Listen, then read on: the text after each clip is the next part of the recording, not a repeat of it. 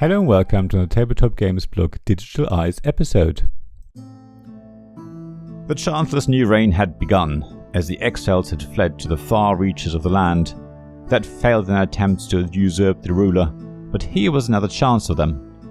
They would muster their warbands, campaign against the Bandits, explore the world until eventually they were strong enough to try again and finally succeed in overthrowing the leading power.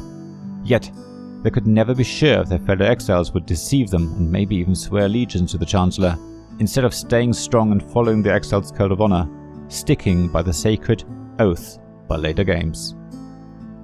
The game hasn't been released yet, but I'm already writing a review. That's only possible because the publisher released a tabletop simulator version of the game that I was able to play with my games group. I'm sure the game will be tweaked a little bit more before the official release, but it's more or less finished. So any changes will be minor, which is why I think it's alright to review the game in its current state. Of course, I will only be able to speak about the gameplay experience in this article, as well as maybe the artwork, but because I've not seen the actual physical components, I can't talk about how these feel or how good they are, even though I can talk about how well the virtual components work, and this last point is quite important. The reason is that I'm really impressed with how few components there really are to build a world that feels like it has a lot of depth and subtleties. There are 8 location cards, which make up the 3 regions of the world.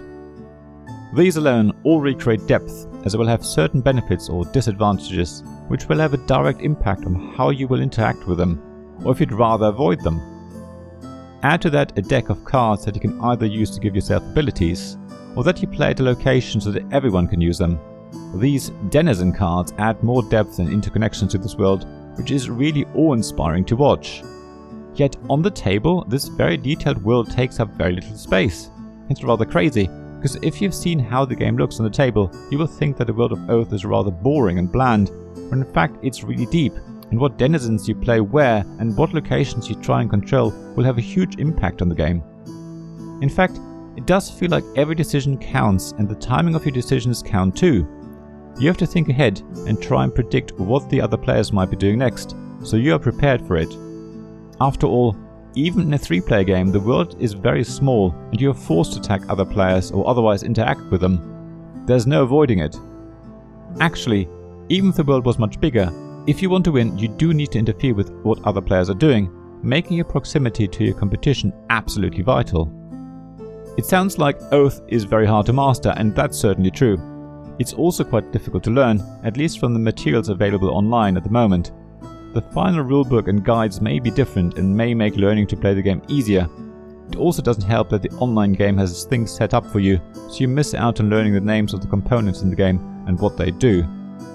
Speaking of names, Oath does introduce quite a few terms that all have a specific meaning, and it's important that you learn those terms and understand them. Once you do, the game does start to flow actually quite well. But it did take me about 3 games before things fell into place, and it was only during the 4th game that I felt I knew what I was doing. At the same time though, when you play the game for the first time, it already feels like you have control over what's happening, and even though the flow is slow and you probably end up referring to the rulebook quite a bit, by the end of the game you do feel like you've achieved something, even if you didn't win. You will have gotten a sense of what adventures might await you next time that you play Oath. You will certainly know if the game is for you or not, but do give it some leeway, as it's one of those games that will take a while to learn fully and even longer to master. There's one thing though that's left me a bit deflated. I love playing as an exile, where you have so many ways of winning, allowing you to try a wide range of different strategies or playing in a way that suits your style, and giving you a feeling of satisfaction and achievement, even if it's very hard to win. However, as a Chancellor, I felt like I didn't really do anything to deserve the victory. It ended up being decided on the roll of the dice that I won. All I did was survive long enough to continue my reign into the next game. I suppose surviving 6 or more rounds is achievement enough, but for me it didn't provide any satisfaction, and even though I enjoyed the game itself and the role of the Chancellor, my victory just wasn't deserved in my view. There's one more thing that I'm not sure about, and that's the luck of the card draw. Another player and I both, and independently during 2 different games, noted that you really struggle to catch up with everyone else if you simply don't draw denizen cards with suits matching the locations.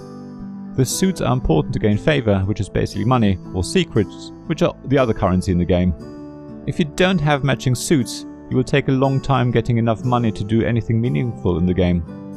Saying that though, Even when the suits didn't match, we were still able to run grand campaigns and come close to winning. I guess, like in so many games, there are different ways to victory, and you have to play according to what the game presents you with. If the card suits don't go your way, you need to find a different way to win. Yes, despite all my concerns, I really can't wait to play Oath again, even if I do take on the role of the Chancellor again. I love how the world is different every time and how cleverly everything is linked together. I love how the outcome of one game influences the next if you play through a campaign. I love how a relatively small setup creates such a deep, complex and wonderful world that you can explore. I love how you have so many different ways to victory. I just love Oath. Thank you for listening to this Tabletop Games blog Digital Eyes podcast. Please check the description below for links mentioned in this episode, as well as to the written version of this article on the blog. If you enjoyed this episode, please subscribe, give us some stars or leave a review. Please also tell your friends about me, and if you want to offer financial support, check out my Patreon and Ko-fi pages, links to which you'll find in the blog at tabletopgamesblog.com. So thank you again for listening, and I hope to see you again soon. This podcast was made possible by the generous help of my Patreon supporters: Royal Patron Sean Newman, Castle Guard David Miller, Dice Masters Alex Bardi, James Naylor, Paul Grogan and Robin Kay, and Shining Lights Gavin Jones, Sarah Reed, Richard Simpson and Tim Vernick.